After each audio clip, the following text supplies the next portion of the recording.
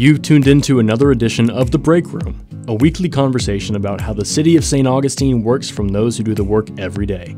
Hosted by the City of St. Augustine's Communications Director, Melissa Wissel, The Break Room offers a closer look at the different city departments and provides updates on current and upcoming projects and events. And now, your host, Melissa Wissel. Welcome to The Break Room. Thanks for stopping by. I'm Melissa Wissel, Communications Director for the City of St. Augustine. Coming up for the entire week of June 17th, we will be observing Waste and Recycling Workers Week. It's an opportunity for the community to show some extra appreciation to our garbage collection providers, as well as all those who work in the waste industry. So today I've invited Todd Grant, the city's Utilities Director, to stop by. Todd, welcome back to The Break Room. Thanks for having me. So in past years, we have observed Garbage Man Day. And it was just a single day of appreciation, June 17th, and it's now been expanded, like I was saying, to a week because it's really more than just our garbage collectors who keep the neighborhoods and the streets clean and safe here in St. Augustine. That's correct. Probably in decades past, your solid waste division, that's all they did was pick up your household trash. Now it encompasses your recycling, your yard debris, any appliances that are broken, you put to the side. We also will do electronic, pickup. Our division also is in charge of litter pickup. So we have a crew that goes around downtown and the outskirts of the city limits emptying trash cans.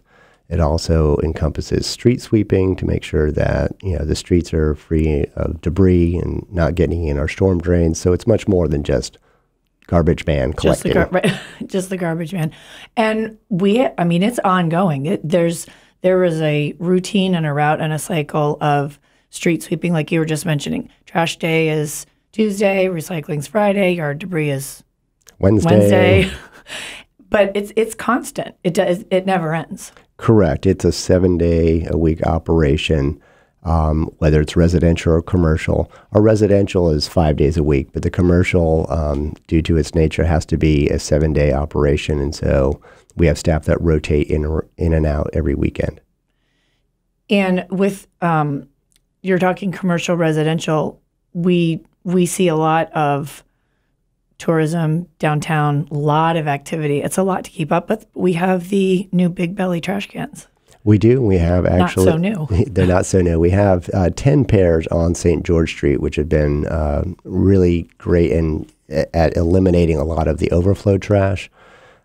In mid-June to late June, we're going to have another 15 pairs delivered. Oh, wow. So we're going to be adding some more to St. George Street to try to eliminate the existing carts there. And then we're also going to add some to the plaza.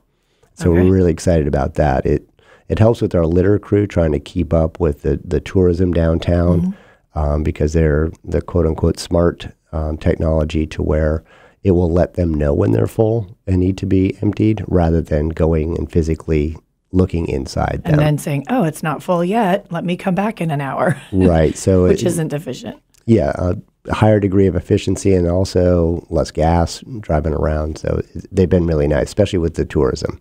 And we've seen it really picking up. We are back in business. Right. Even over this past Memorial Day weekend, we had, extra staff making sure that, the downtown was picked up and those big bellies were getting their worth. How are we, I don't know that there's a way to compare us necessarily, but as residents, businesses, do we produce a lot of trash? I mean, are we a high trash producing community or? Well, from a residential standpoint, we're pretty much on par with the national average of, every household produces about a ton of trash a year, some less, some more. And so we have, over 6,000 residential accounts, and that's about how many tons of trash we dispose of every year is about 6,000, more or less. During this past year of the pandemic, we actually saw an increase in residential solid waste because people were at home much more often doing, things at home. And cleaning out closets and shopping on Amazon when they could to get some things. What do you see? What's the best way for me to get rid of something like a couch or a bad refrigerator? I mean, can I put it out of the street? Do I need to call? Correct. What helps is if you put it out on the street and then you call 904-825-1049, and they'll come by and pick it up. But it doesn't just go in the back of the It can trash do can. one of two things. We have what's called a claw truck where they can come by and pick it up, and it's amazing what a rear load trash truck can. I've seen them take couches, Okay. Bedding, mattresses, and it will crush that up. So it seems, what we see on the routine, your trash comes, they get it collected, you put your trash can out on Tuesday, you put your recycling out on Friday. Is there challenges with the industry in terms of keeping employees? How does it work for you operationally?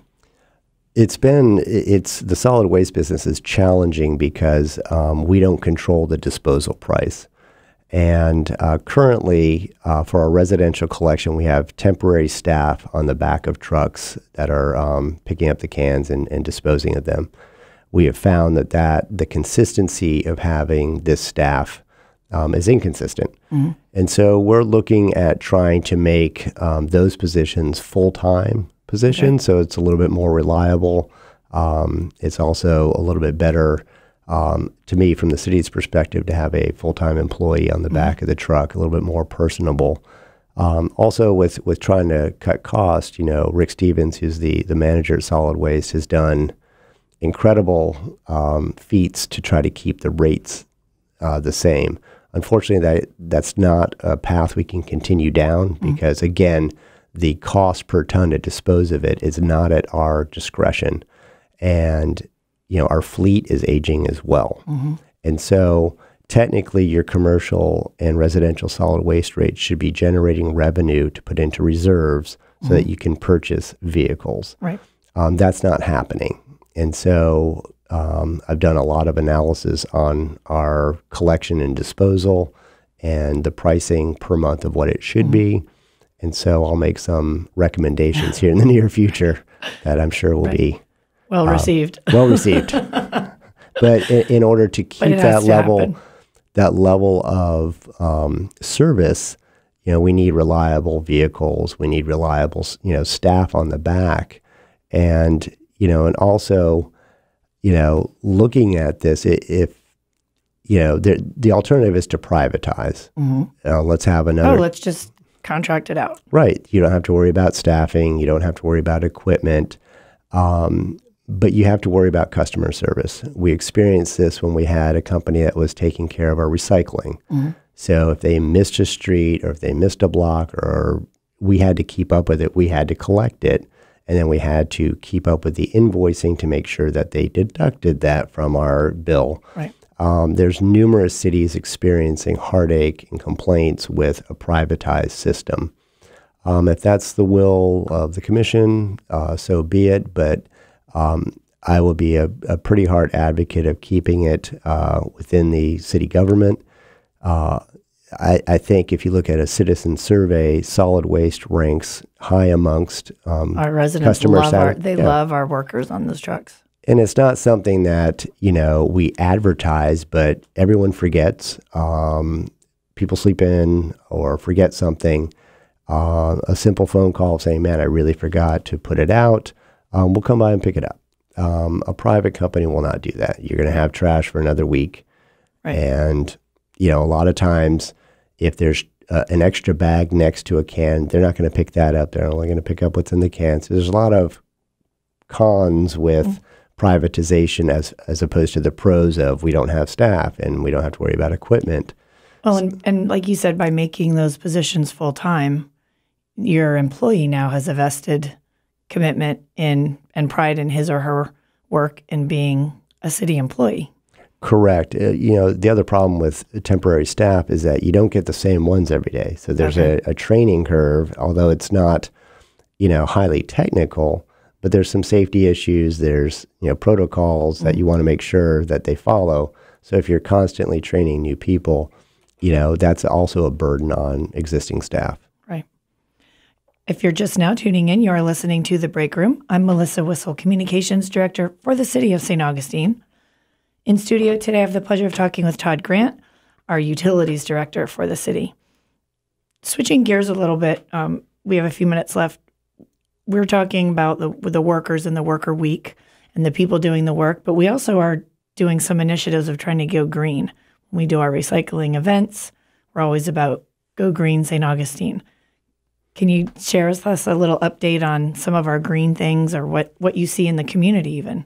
Well, we just had a record-breaking Earth Day recycle event, which was nice. Over 240 or 250 people participated. We actually filled up the shredding document truck, which is a first for us. So it was well received. We'll continue to have those. The other initiative that we're trying, which is also in an effort to try to keep rates in check, is that if we can reduce the tonnage of what's going to the landfill, that helps us. And so one of the heaviest things is organic waste. So we've evaluated and are continuing to evaluate a residential option for organic composting and also commercial. Residential is very tricky because we really can't add another service day. Okay. And if it's voluntary participation and out of the 5,000-6,000 residents, only 200 want to participate in a collection, it's just not financially feasible. So one of the options we're looking at is to program in and budget for recycle bins, organic or compost bins, that a resident can request and they can do their own composting, which would show hopefully a reduction overall in the tonnage from a residential. For commercial, which probably has much more organic waste, we're looking at either privatizing that, working in partnership with a contractor to offer that service. So that's something that's in our initiative for next fiscal year, 21-22, that we're hoping that we can accomplish. And we've been doing some things internally, just trying to watch what we're monitoring and how the city is going more green. Right. Glaber's been doing a really great job of that. Yeah, our environmental programs coordinator, Glaber Skip, has done quite a bit with our own internal sustainability plan. One of the, I say internal, although there's community-based programs. One of them is to try to do a business recognition program that we're going to try to roll out here shortly, of recognizing those restaurants and businesses that are doing what they can to be sustainable and recycling. So we're trying to put together the criteria and the tiers of levels of recognition. Being green, right? Correct. And logos and the branding. And we're close to unraveling that one or unveiling that one. We held off on that just because of the pandemic and nothing was open. So no sense adding another. And sometimes going green can be more expensive, particularly for restaurants. So, the disposable straws or the paper products versus the styrofoam, which is what you need to do, that's more expensive. But do you see that residents and the businesses, they really are kind of taking on their own efforts? You're seeing that? Yeah, there's some businesses that have already, if we unveiled this program, would already be in. Right. And so what we're, being a tourist-based economy, my thought is that if there's an additional expense with, providing sustainable or compostable, products, it can be passed along to the customer. Right. And they're on vacation, it should be okay. I'm hopeful of that. Right. Well, good. Well, there's a lot of exciting things going on in solid waste, and we want to be sure to recognize our waste and recycling workers for the week and all year round. They do a great job, and I'm excited for the full-time potential of being able to bring on board those folks. So yes, I'm excited too. Thank you for coming by, Todd. I appreciate it. As we wrap up another edition of The Break Room, I hope we answered your questions. If we didn't, take a minute and send an email to info@citysainaug.com. We want to keep you informed about what's happening in and around the city, and most importantly, that you hear it here from the people doing the work and making it happen every day. Remember that in order to stay connected, you need to be connected. Be sure that you like us and follow us on any of our social media platforms. You'll find us on Facebook, Twitter, and Instagram @CitySaintAug. Thanks for tuning in. Until next time. You've been listening to The Break Room, a weekly program addressing projects and programs offered by the City of St. Augustine. Join us each week as the city's communications director, Melissa Whistle, has in-depth conversations with the people who make our town work to meet the needs of our community. The Break Room is produced by Communications Specialist for the City of St. Augustine, Cindy Walker, and engineered by Flagler College Communication Major Lily McNeil. See you at this time next week for another edition of The Break Room.